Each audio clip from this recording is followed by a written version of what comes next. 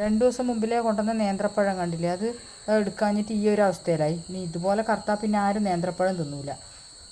അപ്പോൾ ഞാൻ ഇതിനോട് ഇന്നൊരു പലഹാരമാക്കാമെന്ന് വിചാരിക്കുന്നു. അപ്പോൾ എന്തായാലും നേന്ത്രപ്പഴം പുഴുങ്ങാൻ വേണ്ടി അടുപ്പത്ത് വെച്ചു. അപ്പോൾ ഇനിയില്ലേ നമുക്ക് കുറച്ച് പ്ലാവിൻ്റെ ഇല കുറച്ച് കൊണ്ടുവരാം. അപ്പോൾ ഞാൻ ഈ പലഹാരം ഇനി മുമ്പിലേ ഉണ്ടാക്കിയിട്ടൊന്നുമില്ല, ഇന്ന് പുതിയതായിട്ട് ആക്കി നോക്കുന്നതാണ്. അപ്പോൾ എന്തായാലും പ്ലാവിൻ്റെ ഇല കുറച്ച് കൊണ്ടുവന്നു. പ്ലാവിൻ്റെ ഇലയെല്ലാം നല്ല വൃത്തിയിൽ കഴുകിയിട്ടെല്ലാം എടുത്തു വെച്ചു.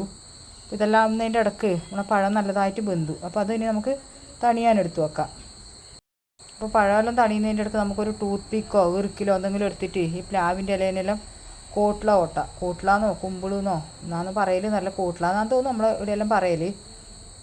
അപ്പോൾ കോട്ട്ല ഓട്ടിയിട്ടുള്ള പരിപാടിയെല്ലാം കഴിഞ്ഞു. ഇനിയൊന്നില്ലേ ഈ പൂങ്ങിയ പഴമില്ലേ അതൊന്ന് നല്ലോണം ഉടച്ചെടുക്കണം.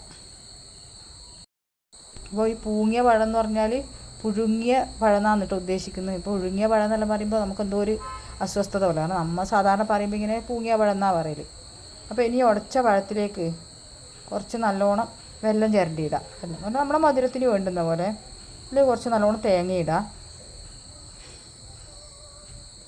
ഇതിലേക്ക് കുറച്ച് എള്ള് ഉണ്ടെങ്കിൽ ഇട്ടാൽ മതി, നിർബന്ധമൊന്നുമില്ല. ഇവിടെ അപ്പോൾ കറുത്ത എള്ളില്ലാത്തതുകൊണ്ട് ഞാൻ വെളുത്ത എള്ളിട്ടു. അതേപോലെ കുറച്ച് ഏലത്തരി പൊടിച്ചത്, ഇതെല്ലാം ഉണ്ടെങ്കിൽ മാത്രം ഇട്ടാൽ മതി, ഇതൊന്നും നിർബന്ധമൊന്നുമില്ല. ഇനി ഈ മിക്സിലേക്കില്ലേ ഗോതമ്പ് പൊടി ഇടണം. ഗോതമ്പ് പൊടി എന്ന് പറഞ്ഞാൽ അതിനൊരു കണക്കില്ല, അത് നല്ലൊരു കട്ടയാവുന്നവരെ ഗോതമ്പ് പൊടി ഇടാം. അതേപോലെ തന്നെ വെല്ലവും തേങ്ങയെല്ലാം നമ്മളെ മധുരത്തിനും ആവശ്യത്തിനും അനുസരിച്ചിട്ട് ഇടാം. ഇനി ഇതിലേക്ക് കുറച്ച് നെയ്യും കൂടെ ഒഴിച്ചിട്ട് ഇതൊന്ന് നല്ലോണം കുഴച്ചെടുക്കാം. അപ്പോൾ ഇതിലിപ്പോൾ ശരിക്കും കുറച്ചും കൂടെ ഗോതമ്പ് പൊടി ഇടാം. ഞാൻ എന്താ ഇടാത്തതെന്ന് വിചാരിച്ചാൽ ഇത്രയിലധികം ഒന്നും ആക്കിയാൽ ഇവിടെ തിന്നാൻ ആളില്ല, അത് ചിലവാകില്ല. അപ്പോൾ നിങ്ങൾ ആവശ്യം പോലെ ഗോതമ്പ് പൊടി ഇടണം. ഈ കൈക്ക് കുറച്ചും കൂടെ നെയ്യ് തടയിട്ട് നമ്മളെ പ്ലാവിൻ്റെ കൂട്ടിലയിൽ ഇത് നിറക്കുക. ഇതെല്ലാം ഇതിൽ നിറച്ച് വെച്ചിട്ട് നമുക്കിതെല്ലാം ആവിയിൽ വേവിച്ചെടുക്കാം. ഞാനും ഈ ഐറ്റം ഇതുവരെ ആക്കിയിട്ടില്ല. പഴം ബാക്കിയുണ്ടെങ്കിൽ തന്നെ എന്തെങ്കിലും ഉള്ളിയിടലോ അങ്ങനെ എന്തെങ്കിലും ആണ് ആക്കൽ. അപ്പോൾ ഇത് നമുക്കിതാ ഈ പാത്രത്തിൽ ആവി കയറ്റിയിട്ട് വേവിച്ചെടുക്കാം.